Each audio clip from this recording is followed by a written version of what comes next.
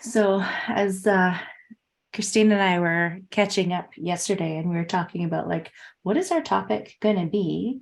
We were both catching up and talking about how overwhelming our weeks have been. Like, so many moving parts in so many different directions, and how difficult it is to, like, for me to stand. Like, there's times that I really need to stand in my power to keep my balance. And that's when the values-based assertiveness workshop comes up. And so that's when I said, you know what? Let's talk about standards and boundaries, because that is important for us. For those of you that haven't met me yet, I'm Coreen Lawrence. I'm the creator and co-founder of VBL, or Values-Based Living.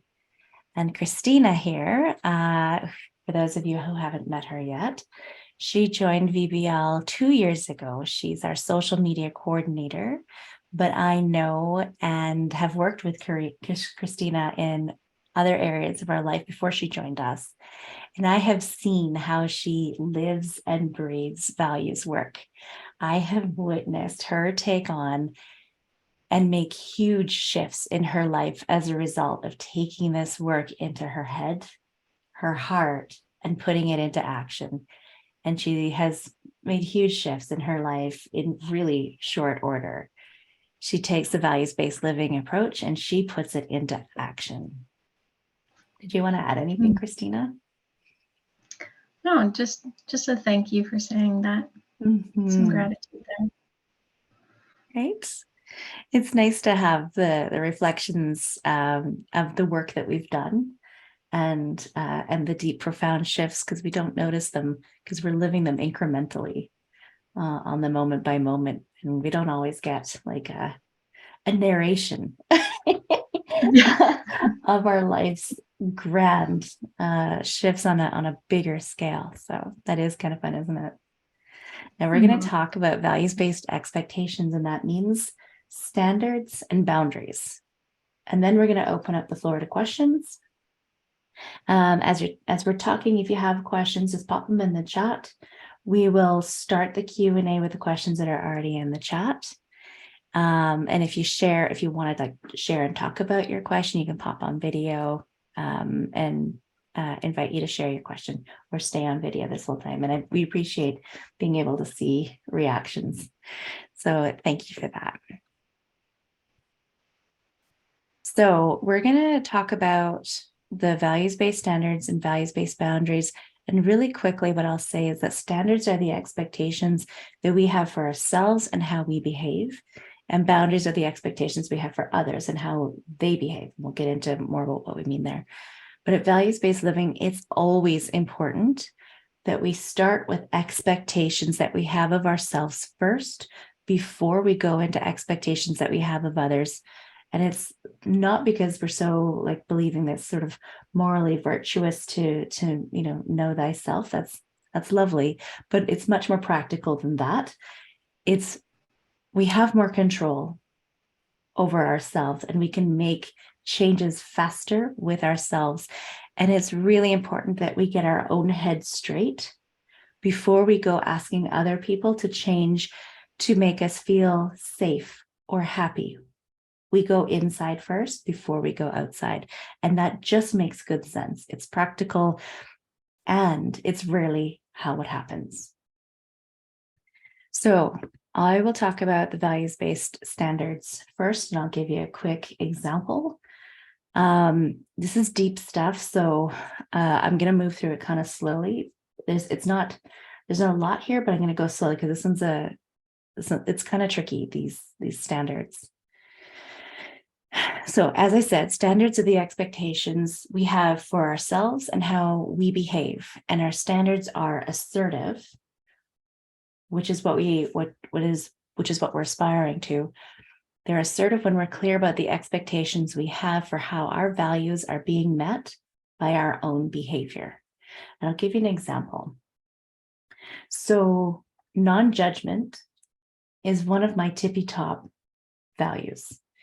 And so that's my example is using non-judgment. So here's my statement.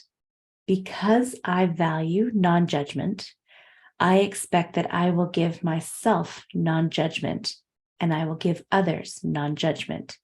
And when I can't do that, I'm aware that my value of non-judgment will be significantly frustrated.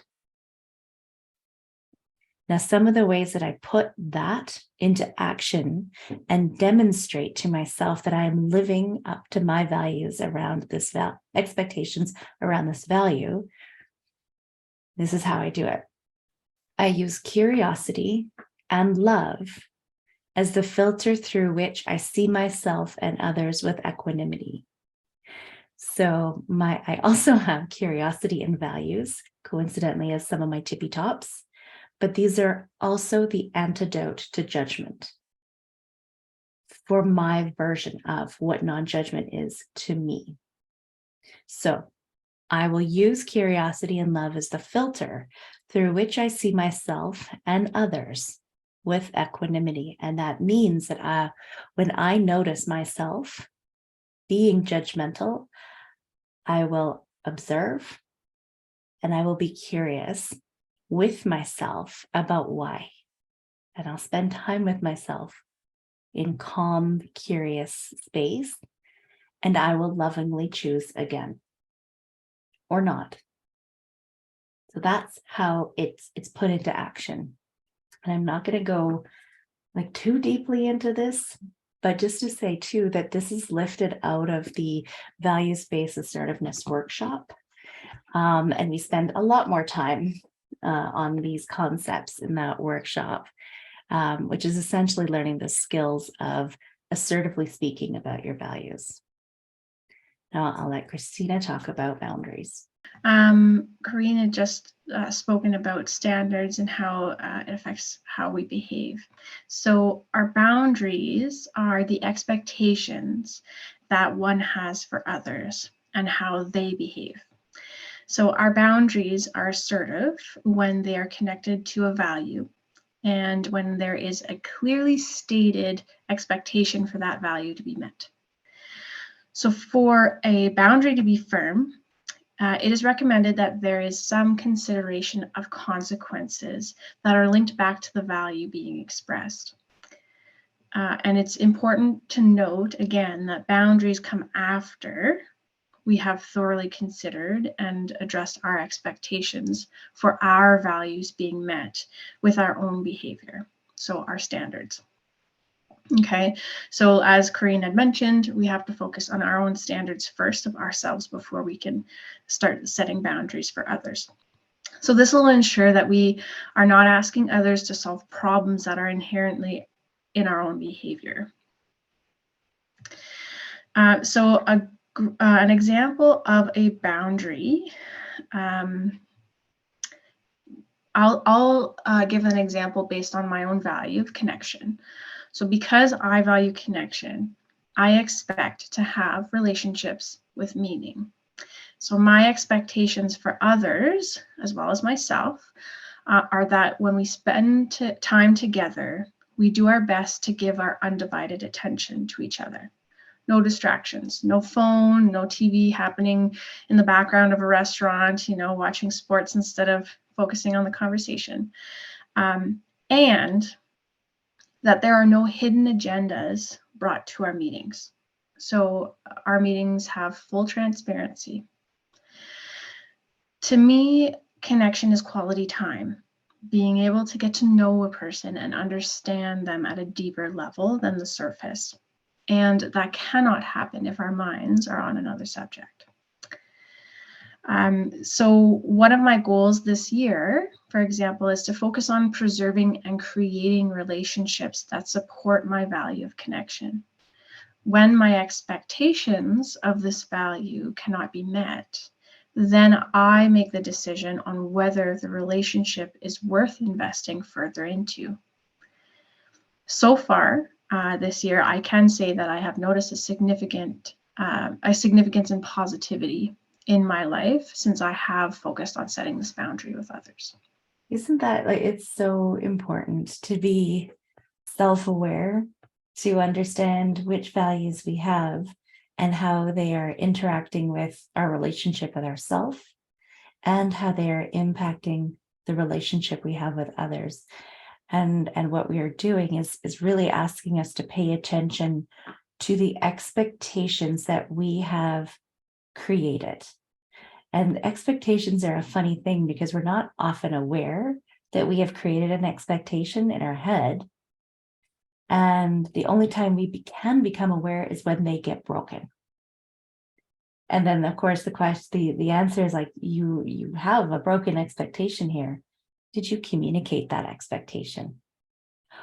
Oh, I may have missed that step. And that step is critical to having that expectation met. And it's almost when I'm working with people in a coaching space and they can talk at length about the expectation and just how reasonable that expectation is and how clearly everybody should have known that that is a reasonable expectation that they should have met. And when there's like a tension in it and did you communicate that expectation in a way that made it clear how crucial that was for you? Because if it's an expectation that you're like, they met it or they didn't, doesn't matter. But if it has a lot riding on it, as in I may break my commitment to this relationship or seriously reconsider, in Kristina's example, my commitment to this relationship, you have an obligation to communicate that expectation with self-awareness of where it came from. And here's the other piece around, and I'll just keep using Kristina's example because it's so lovely, of if you have that expectation for that value to be met and you haven't met it with your own behavior, this is that's a lot of things happening beyond your awareness in your unconscious mind. And the only time it comes out is they did something wrong because I feel really upset. And that is like a projection. I need them to solve what is essentially, first and foremost, my behavior. And I'm the only one that can change that. And what we accidentally do is we say they broke an expectation. And in some ways they did. And so did I. So I broke my expectation around my values that I have for myself. But nobody is pointing at that, least of all me. And what I do is I project the consequences of that inherent, that inside breaking of an expectation onto somebody else to fix, but I'm asking them to fix my behavior. And that is always, when I act without integrity on my values, that is going to cause the most and deepest upset to me. When somebody else does it, it will also be upsetting. But the chances are in this process, either I fail to advocate for that value, I fail to give it the love and support by even naming it and thinking through what it needs. I have failed, and I use that term carefully because that's that kind of a loaded term, but I have let down or frustrated my value of connection on my own. And also so did they, but I need to address mine first.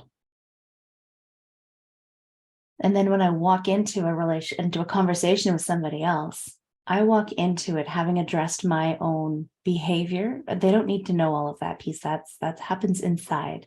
I can share it if I want. I don't have to.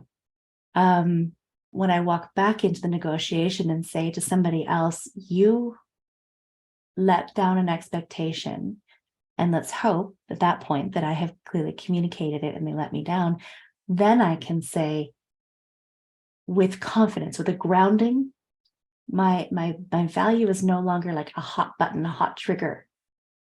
I have calmed it down, and now I can walk into that conversation with a calm and level head and say, I had an expectation that I clearly communicated, and you really let me down. And then ask, did I miss anything that you think you did, but I didn't see? And now I can have an open heart in that conversation. It's a big Coreen, difference. I have a question for you though. If for some reason, we all do it, we don't always communicate as Right? best as we wish. Yeah. So if we haven't actually set that boundary, it's never too late, right? So before you have that communication, or that crucial conversation of, you let my expectation down, we might have to rewind and say, hey, you might not know this, but I value connection, and I would really appreciate it if you can put your phone down, or whatever the case may be, when we are spending time together, and we can actually focus on each other. And that way, if it happens down the line, then you can actually bring it back and say, I know we talked about this, and this is not being met anymore. Mm-hmm. Right? So it's never too late. Totally. And honestly, if you had done it sooner, it almost may have been weird. Like before there's a wobble on it, like on the first date, just so you know, should we get to a second date, and on that date you have a phone in your hand, and they'd be like, wait, we haven't even scheduled a second date yet. But you know what I mean? You're right. Like, have a wobble on this thing and use that as a beautiful moment to capture that and share the expectation, as opposed to sort of like preemptively assuming that they're going to break this expectation, or that they need to know about it right up front. We don't need to give the rule book. Yeah, before we become friends, I need you to know This is what connection means to me. And luckily, we alert. And luckily, most relationships are a long-term negotiation. Like they're a long-term interaction. So we get to have these increments. And yes, Kristina, you're absolutely right. Pick best time to make that check-in and then try again. Oh, I love that. I like that a lot.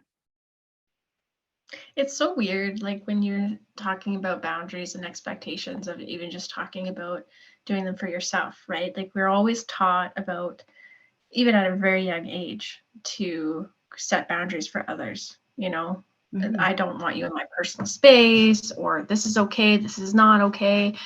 But we don't often actually learn about creating boundaries and expectations for ourselves, and how we act. That's right. And what do you do if you don't? I actually haven't seen any literature out there on creating standards for self. There's a little bit, but it's not at this depth, at this level, and it certainly isn't connected to values. And why it's important that we're connecting it to values is that it gives us an anchor, as opposed to just like, what are the standards I have for my behavior? Well, speaking like I want to be spoken to, and but those are like rules. These are standards that are anchored in values that are most important to me. And they have a clear way of expressing. And what's lovely is when we have these anchors and we get frustrated, like something's going on and I don't quite know what, we can be like, here's my top 5. Is it this one? Is it this one? Did this guy get stepped on? And it gives us a way into understanding what is being activated. It's really, really lovely. And it's rarely, I have yet to see, it's never wrong. That if we are having a strong reaction, one of our top values is being activated. And if it's not one of our top values, then there's another value that you need to go and look for that's being activated, that is actually a top value that you didn't know about. And now you have a new piece of information that is, okay, I actually had a top value of this. And we refer to those as shadow values, values that are strongly driving our behavior and often are not best behavior, let's say, that activate that behavior. And we are totally unaware of it until we start acting in a big reaction, in a big way. And now we need to go on a little like sleuthing journey. All right, kids, who is it? Hands up. Which value is being activated? Find them, love them, and then start having a relationship with them, starting with what are the standards I have for myself around that value, and what are the boundaries that I had that I wasn't even aware of that got violated in this interaction that are connected to that value. I'm going to open up the floor. Are there any questions? Because Kristina and I can talk all day long about this, but we're going to open up the floor. Yeah, Gavin. Love the talk on this. Thank you very much. One of the things that I've noticed here that twigged when you were talking about this is I'm now able to see other people talking about their expectations violated with, a third party not present. And you get into the conversation of with them, the party with the violated expectations, and they say what their expectations are to me. And I would say, yes, that's reasonable. Someone could agree to it. Did you actually agree to it with that third party? And that's just kind of mind-blowing. I shouldn't have to. It's a reasonable expectation. It's going, okay, thank you for showing me that. I'm going to look for that in my life now. Right. And it's such a normal thing to do and think and say. And when we unpack it, wait a second. And especially like in our Know Your Values workshop, where we discover that where Kristina has explained what connection means to her, and specifically, it means no phones, one conversation at a time, no distractions. We're present with each other. And another person would say connection is frequency, that we're connecting on a daily basis. That's more important to me, but that's what connection actually means. Both of you are right, and both of you are missing the boat about other people's connection value. So we have to really explore what connection or non-judgment means for us. And if we have expectations for others, we have an obligation to share that, especially if we're going to give them consequences. But more importantly, we need to know it in ourselves, because we can't tell other people until we know in ourselves, but we need to know in ourselves first, deep conversation, and create expectations for how I will satisfy that value by myself before I go out into the world and expect others to meet that value. There's a bug. Just adding on to that, I think that is why it is so crucial to focus on yourself before others, because you need to know what that term, that value, all your values actually means to you, and what is the driving factor behind that, because that is the only time when you'll be able to clearly set that boundary for another person to say, I need this connection. And it doesn't mean that we have to meet every day or every week. Just when we do meet, we need to we need to be present with each other. That's what's important. And if you don't communicate that, if you just say, well, we're not connecting. Well, what do you mean? We talk every week. Well, we talk about the weather. That's not connecting. That person's not going to understand, because there's that disconnect. Yeah. That communication is not happening. So it's so important. Yeah. And how quickly would it be to say that person has really unrealistic expectations about connection, because they don't have the same expectations that I have about connection. Like these huge leaps of logic, like huge assumption leaps that can get made there. And we can accidentally create like terminate relationships because we don't have a clear understanding. Mm-hmm. Not the end of the world. That happens all the time. And if there is an opportunity to create clarity, and sometimes maybe this would be a really great thing to do with people that are a low stakes relationship, where you're like, me, they could come and go. And that is a really great space sometimes to negotiate and test out some of these conversations. Maybe they get deeper, and maybe it's not handled well, it's not received well, and you lose the relationship, and that's okay. And now you have more information, you're a little bit more ready. Practice some of your skills that you can gain in assertive communication. And sometimes go into the relationship that's really important and navigate this space. I love the low stakes relationships comment. Yeah. Right. I also see that plays through in other parts of my life, because there's people I have in my life where I really enjoy having them in my life for a very specific reason. And they drive me absolutely nuts for other reasons. So you're talking about standards and boundaries is very, very useful here, because it used to be trying to tiptoe around it, and that never works well.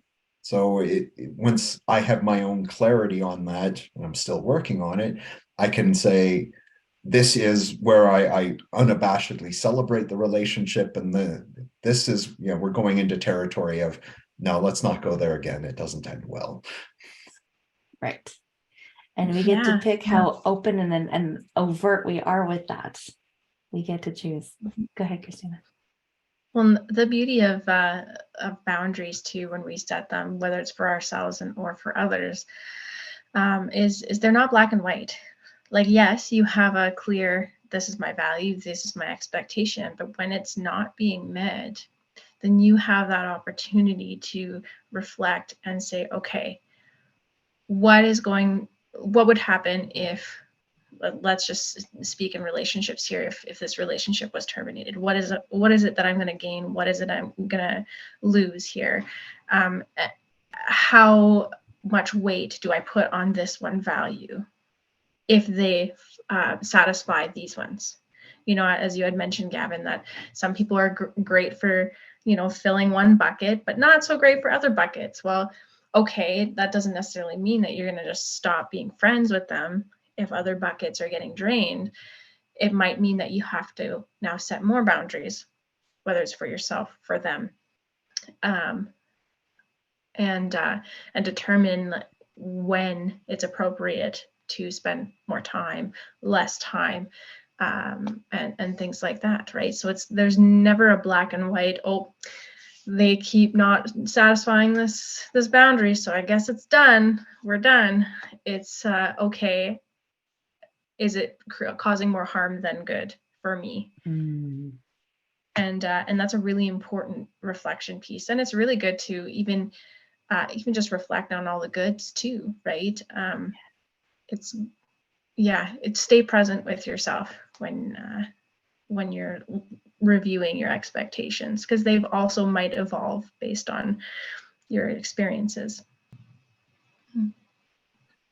That was a interesting observation, Kristina. I like, because coming from a regulatory background, there's always the balance between having a rule that's simple and clear is not always fair in all situations. So you're trying to find some balance between the two. So you might have a general boundary for people in your life that this is what it is, and it's simple, and that just keeps me safe and keeps you from trampling on me. But there might be a relationship where it's worth having a more nuanced boundary with another person to say, okay, let's tread lightly here. It's going to get more complicated. Is that worth it? So yes, it's the trade-off of simplicity versus, okay, complexity, but is it worth it? Yeah, that's right. And that's going to be different for everybody. Is it worth it? And nobody can provide you with that answer except for yourself. And you really need to look within. It's I love talking about this stuff. It's so interesting, because you think you know yourself, but you really don't. And I don't think you ever will. It's a journey of self-growth and development, always. And as you so astutely pointed out, Kristina, and we evolve. So I think you're right. We can't ever be done, because that means that we've stopped evolving. And so the natural then is, if we continue to evolve, we need to continue to understand where we are in this iteration of self, in this evolution of this life. Yeah, we're good for, this is a game that we're going to play forever. And it's well worth it. I can't remember who it was that said this, but there's no better investment than in yourself. I love that quote, and it is so true. It is a good quote. That one resonated with me too when I saw it. Yeah. And it's, I don't know why, but it's one that I need to go back into, and depends on like different parts of my life where I need to like invest in self is sometimes harder than in other places. And that's a really good reminder that like, I'm in this with me for life. There is no one else coming to take my place. And if that's the expectation that somebody else is going to be in a relationship with me and complete me, that it doesn't honor the transientness of other people in our lives. And that comes from natural attrition. Like people live and die with us. People evolve together and away from us. Friendships come in and friendships go. Even significant partners aren't there from the beginning, and they may not be there at the very end. The only one we're with the whole time is me or you. You know what I mean? So we may as well have invested in that relationship to really listen to ourselves and really come to create a friendship and of love and acceptance with ourselves. A really deep knowing of, I know why I do what I do, and have a profound experience in this life with ourselves. That's a good investment. Agreed. Okay.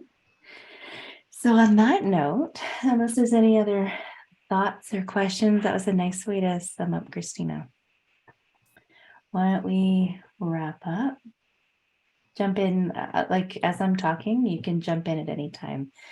But what's coming up next, February 13th, Ali is hosting our monthly values-based living circle, which is a deeply reflective circle facilitation conversation on Zoom. You can send us an email on our website to register for those by donation. If you haven't already, a really great place to start is with the values quiz that is on our website. And I'm just going to pop that values quiz in the chat when I find the chat. There it is.